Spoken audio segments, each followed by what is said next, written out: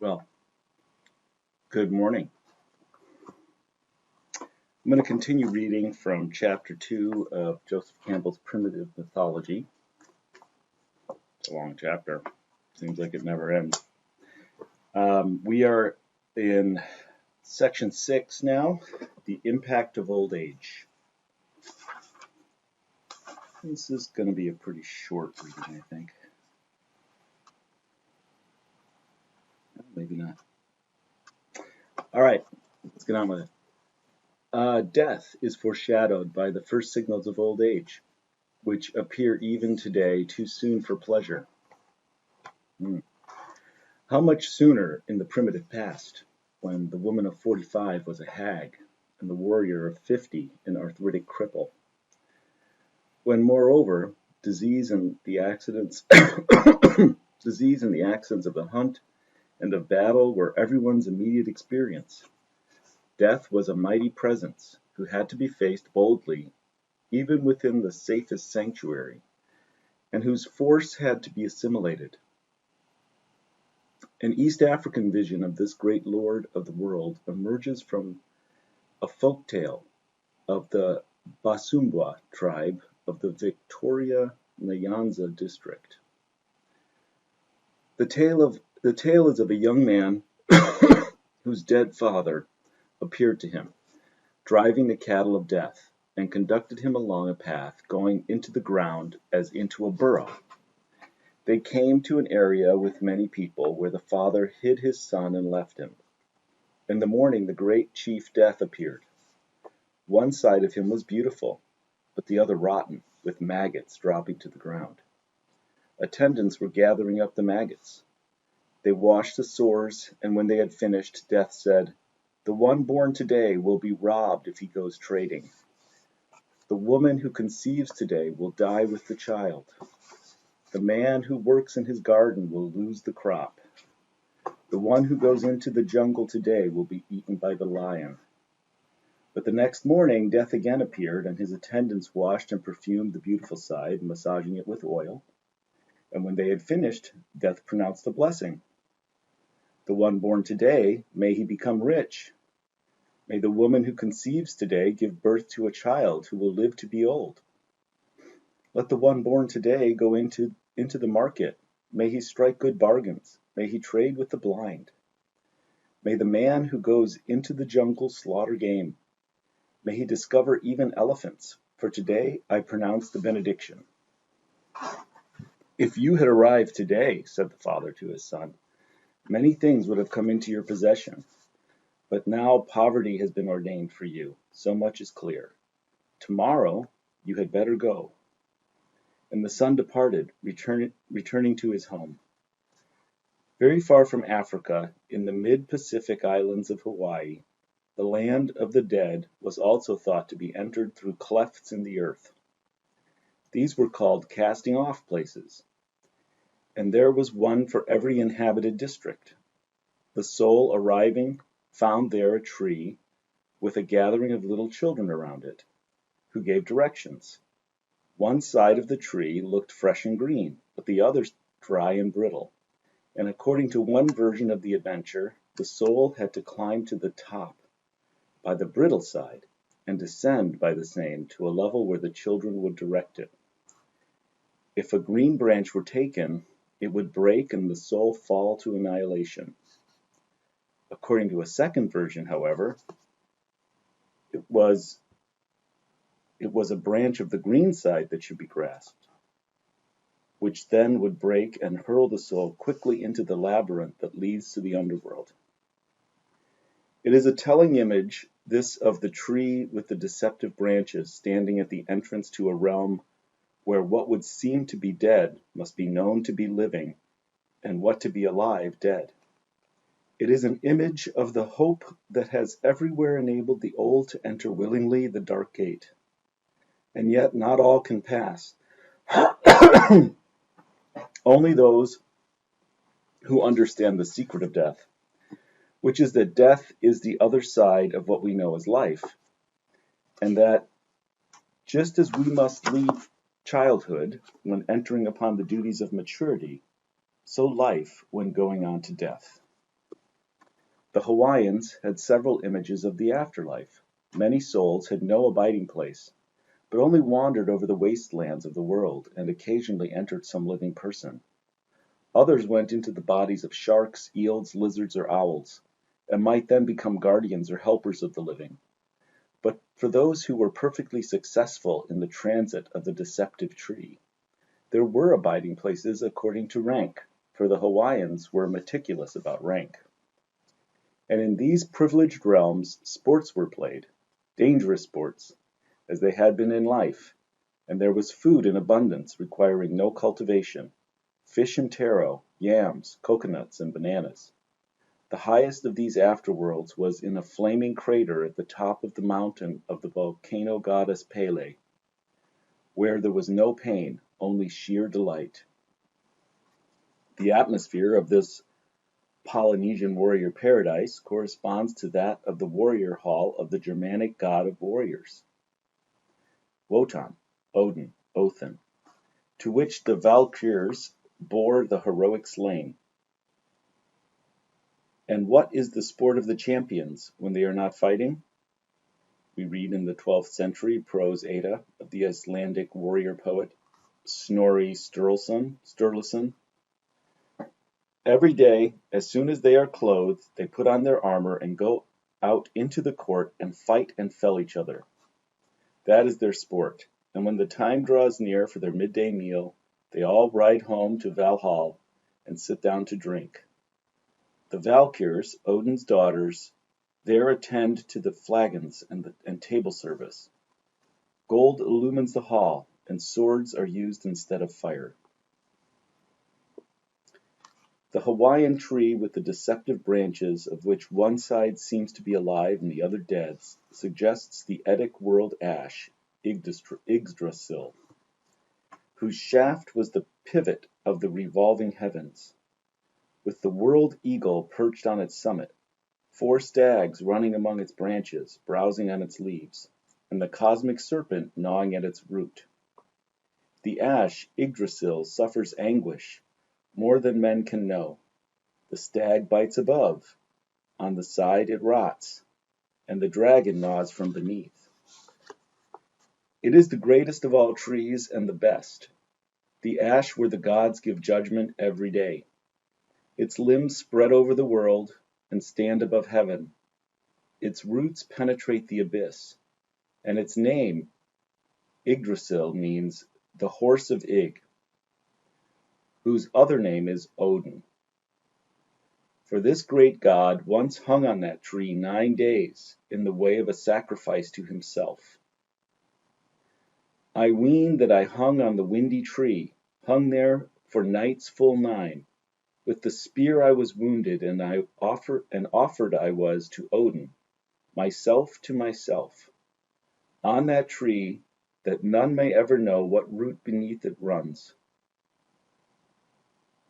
We have here certainly hit upon a series of images aptly contrived to render certain hopes, fears, and realizations concerning the mystery of death, such as might well have arisen spontaneously in many parts of the world in the minds of those facing the dark gate.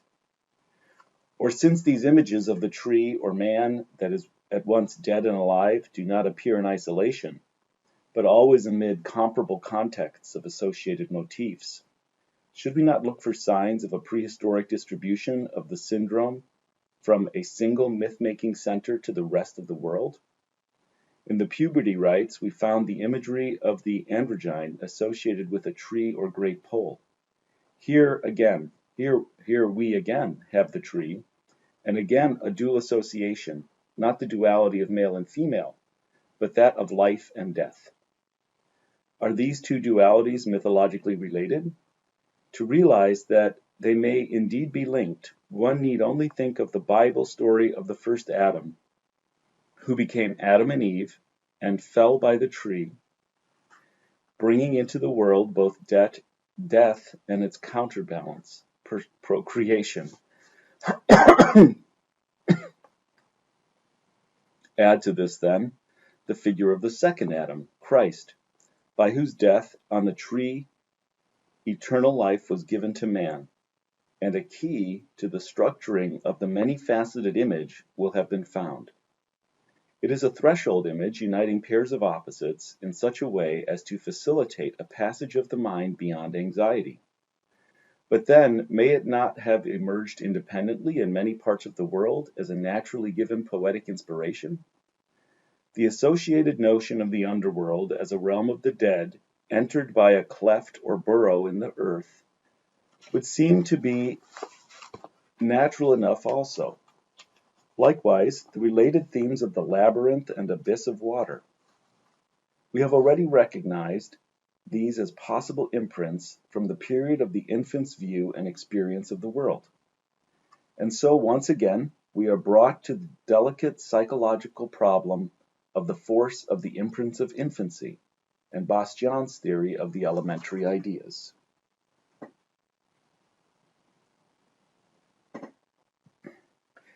Can it be that as old age approaches and the body begins to fail in the manly tasks to which it was long ago assigned in the rites of initiation, the energies of the psyche drop back, regress, or revert to the earlier system of childhood, and so reactivate the old context of the dear but frightening mother womb and the terrible father? Are we to say that the old expression, second childhood, is thus of unexpected depth?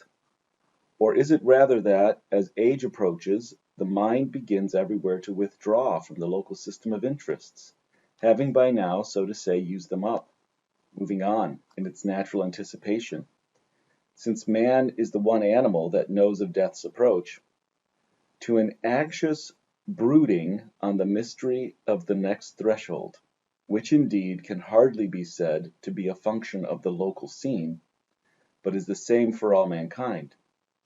And can it be said that then, as in the case of the imagery of infancy, an experience of such force and consistency smites the mind that we may speak confidently of an imprint universally struck upon, some psychological mechanism open to receive it? Either case may be possible or both. And either way, the shift is from a local to a generally human system of references. The concerns of house, village, and field fade, and the lineaments of a dark mystery appear gradually from the night that is both without and within.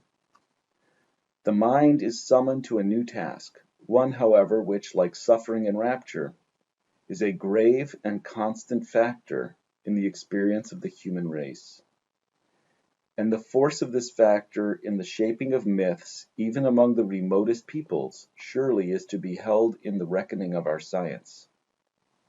For in all societies, whether primitive or advanced, the maintenance of the religious forms is in charge largely of the old age, the younger adults being busy.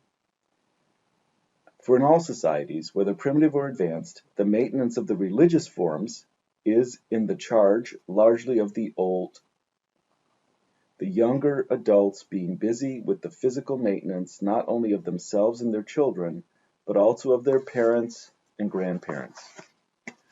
Furthermore, the old in many societies spend a considerable part of their time playing with and taking care of youngsters, while the parents delve and spin. So that the old are returned to the sphere of eternal things, not only within, but without. And we may also take it, I should think, that the considerable mutual attraction of the very young and the very old may derive something from their common secret knowledge that it is they, and not the busy generation between, who are concerned with a poetic play that is eternal and truly wise. Have we not already heard the words of the old, life-pummeled shaman, Najagnik, concerning the wisdom of Sila, the upholder of the universe, who is so mighty that his speech to man comes not through ordinary words, but through storms, snowfall, rain showers, the tempests of the sea, through all the forces that man fears, or through sunshine, calm seas, or small, innocent, playing children who understand nothing? Is it not in the writings of Sigmund Freud? It is not in the writings of Sigmund Freud, but in those of Carl Jung, that the most profound analytical consideration has recently been given to the problem confronting all men throughout the long last portion of the human cycle of life, that namely of the irresistible approach of King Death. A human being, Jung once wrote, would certainly not grow to be 70 or 80 years old if this longevity had no meaning for the species to which he belongs. The afternoon of human life must have a significance of its own and cannot be merely a pitiful appendage to life's morning. The significance of the morning undoubtedly lies in the development of the individual, our entrenchment in the outer world, the propagation of our kind, and the care of our children. But when this purpose has been attained, and even more than attained, shall the earning of money, the extension of conquests, and the expansion of life go steadily on beyond the bounds of all reason and sense? Whoever carries over into the afternoon the law of the morning, that is, the aims of nature, must pay for so doing with damage to his soul just as surely as a growing youth who tries to salvage his childish egoism must pay for his mistake with social failure. Money-making, social existence, family, and posterity are nothing but plain nature, not culture. Culture lies beyond the purpose of nature. Could by any chance culture be the meaning and purpose of the second half of life? In primitive tribes, we observe that the old people are almost always the guardians of the mysteries and the laws, and it is in these that the cultural heritage of the tribe is expressed. As a physician, I am convinced that it is hygienic, Jung declares elsewhere, with an apology for employing such a clinical term with reference to religion, to discover in death a goal toward which one can strive, and that shrinking away from it is something unhealthy and abnormal, which robs the second half of life of its purpose. I therefore consider the religious teaching of a life hereafter consonant with the standpoint of psychic hygiene. When I live in a house that I know will fall about my head within the next 2 weeks, all my vital functions will be impaired by this thought. But if, on the contrary, I feel myself to be safe, I can dwell there in a normal and comfortable way. From the standpoint of psychotherapy, it would therefore be desirable to think of death as only a transition, one part of a life process whose extent and duration escape our knowledge. And in fact, as Dr. Jung then notes, and all of us well know, a large majority of people have from time immemorial felt the need of believing in a continuance of life. In spite of the fact that by far the larger part of mankind does not know why the body needs salt, everyone demands it nonetheless because of an instinctive compulsion. It is the same in the things of the psyche. The demands of therapy, therefore, do not lead us into any bypaths, but down the middle of the roadway trodden by humankind. And therefore, we are thinking correctly with respect to the meaning of life, even though we do not understand what we think. Observations such as these have earned for Dr. Jung the reputation of being a mystic, though actually they are no more mystical than the recommendation of a hobby to a mind becoming ossified in its office task would be. Jung has here simply said that in the afternoon of life, the symbolism of King Death does in fact conduce to a progressive inclination of the energies of the psyche, and hence to maturity. Nor does he think it necessary or even possible to understand the ultimate secret of the force of such symbolic forms. For as he asks, do we ever understand what we think? We understand only such thinking as is a mere equation, and from which nothing comes out but what we have put in. That is the manner of working of the intellect. But beyond that, there is a thinking in primordial images, in symbols that are older than historical man, which have been ingrained in him from earliest times and eternally living, outlasting all generations, still make up the groundwork of the human psyche. It is possible to live the fullest life only when we are in harmony with these symbols. Wisdom is a return to them. It is a question neither of belief nor knowledge, but of the agreement of our thinking with the primordial images of the unconscious. They are the source of all our conscious thoughts, and one of these primordial images is the idea of life after death. We may let this statement stand as the most radical to be presented for the point of view of the elementary ideas. The new important themes here added to the general theory being that of the progressive, life-furthering influence of these ideas, and that of the new value they acquire in the second half of life, when, as Dr. Jung has so frequently stated, man's values and even his body tend to undergo a reversal into opposite. Old men become womanish, old women mannish, the fear of life becomes a fear of death, and so now it is the dry branches, not the green, of the universal tree around which the heavens spin, that must be grasped and painfully climbed. So we'll stop there for now. We'll pick up again with the second part of section 6, the impact of old age. Thanks for joining me. Hope you have a good day.